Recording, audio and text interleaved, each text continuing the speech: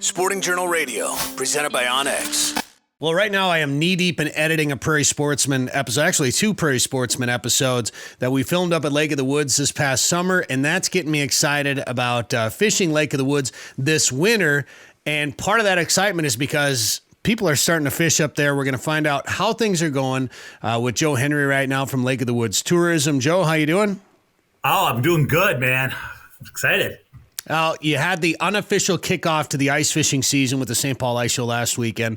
People are starting to get out on Lake of the Woods now. The winter season's here, it looks like.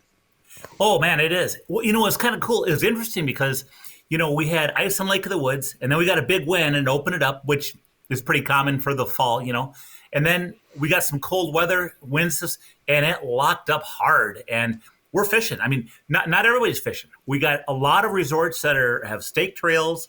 They have fish houses out. Initial walleye reports, man, I don't want to tell you. First 2 reports I saw on Facebook, they could only keep 1 line in. Now, obviously, that's not going to be everywhere all the time. But initial reports, just like we thought, because fall fishing was so good, initial reports have been very, very good. I will tell you that not every resort is on the ice because, different outfitters and different resorts cover different parts of the lake, and ice conditions vary. And so especially early ice, but there are many that have pulled houses out and either are fishing or they're going to be fishing in the next couple of days. And, well, I'll tell you something. If you want to get that bonus trip in, I mean, right now is such good fishing. Early ice traditionally, is really good fishing. And the other thing that's interesting about early ice is that if you can get on the early ice, like we are now in some cases, reservations aren't there because the resorts won't book it not knowing if there's ice or not. So it's kind of wide open. So if you want a chance to, a lot of times what they'll do is they'll bring out in a light ice rig to the fish houses because, we got to be cognizant of the thinner ice conditions. We can't bring trucks or anything yet. But they have those light ice rigs. Otherwise, if you have your 4-wheeler or a snowmobile or a side-by-side, in some cases they're allowing those as well. Yeah, you want to trust what the resorts are doing up there, especially on a place like at a place like Lake of the Woods. And I got a message from Nick Anthony up there who's out there working, and they're out there clearing trails. And the amount of work that goes into clearing some of those trails that the guides put in out there, that's a lot of work out there. Every resort. Yeah, of course. Trails. That's what they do. That's their living. Yeah, no, everybody is, and some have already cleared trails and they're fishing. So yeah, no, and the ice conditions. I mean, there's jagged, choppy ice in some areas where it kind of stacked up, and that's also where these resorts and outfitters, it's easy when the ice is smooth to mark a trail. You check ice depths, make sure it's consistent, put stakes in, and mark it out. But then all of a sudden, you got to figure out not only ice depth, but also when you get that jagged, rough ice, you got to drag or plow that down and get it smooth so you have a trail that isn't going to beat your equipment up. And that's what they do. And, man, that's some of the behind-the-scenes stuff that goes on. I will tell you, too, it was interesting. Recently, I was looking at a post of one of the resorts that was back in a bay spearing. And it was quite interesting because they said, we have 7 to 9 inches where we're going, where our trail is. But we do know of an area where there are springs, and we checked it, and there was 1 inch of ice. That those are the reasons why we say stay on the marked trails. The other thing is when you're going out, sometimes there's different ice sheets that move around.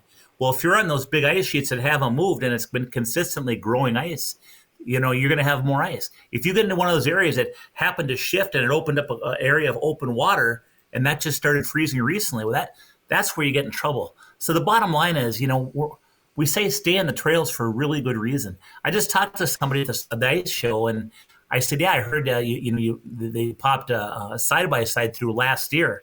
And certainly they did pop a side-by-side through last year. But the funny thing about it is, he admitted the person that did it was sorry, UPS guy.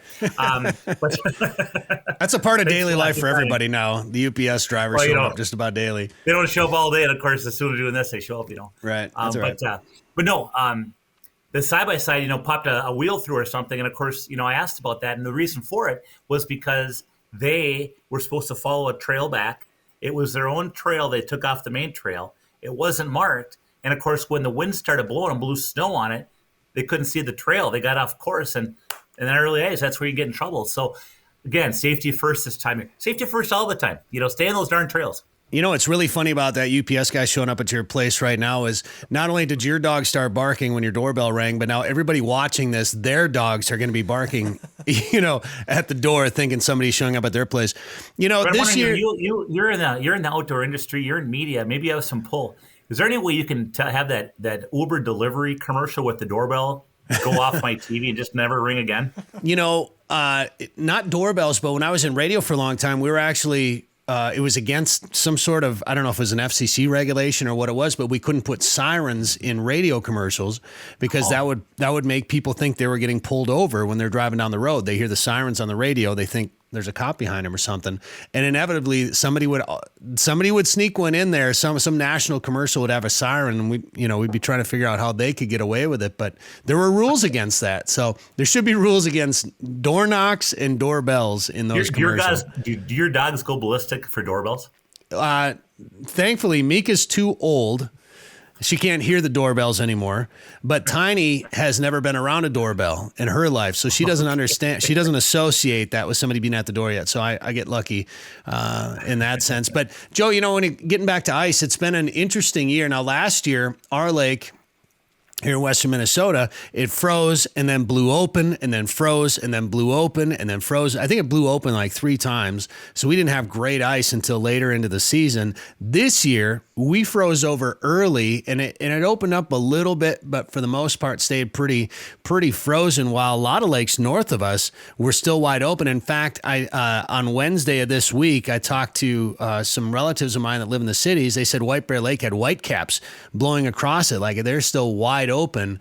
So when you talk about ice safety, it's not just you're not just trying to say, hey, please go use our resorts. It's truly all about ice safety. If you're not living on the lake or working on the lake on a daily basis, like if it's a lake 5-6 hours away, as Lake of the Woods is for me, I'm going to rely on the experts and the people that are there every day watching those conditions every day, just because it becomes a safety thing.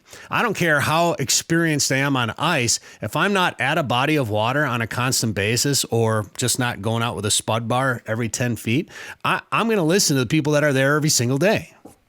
Exactly right. Well said. Even myself, I'm leaning on the experts who are on the ice. And, you always hear me say, I can't say that, one area of Lake of the Woods has X amount of inches of ice because it varies so much. I can't say it's safe to go to Lake of the Woods because it varies so much. You use your outfitter or resort and honor where they're going out of. And that's where you need to go out of. I just spoke to Greg Henham. Greg Henham marks the snowmobile trail going from the south end of Lake of the Woods up to the northwest angle. And, I said, the trail going to be open soon? He goes, probably about another week or so. We did find 4 inches of ice. Boy. Well, yeah, but, that's a lot of ice out there. Sheets have been blowing around. Stuff's been popping open. To find 4 inches this time of year is not surprising. But there again, they're going to monitor that and they're going to watch that ice grow. And once it's good to go, then that trail will go in, but not before. Yeah, fish, no fish is worth getting out there on unsafe ice, in my opinion. I don't need to rush out there, be the first guy. I'll let some people get her tested out first before I head out there, and I got other stuff like pheasants to shoot and things like that anyway yet. So. Well, it's also reassuring to know that, you got ice guides that are working this ice every day. They have a marked trail, and then when you look out, you can see permanent fish houses out there. As long as you stay in the right area, you're fine.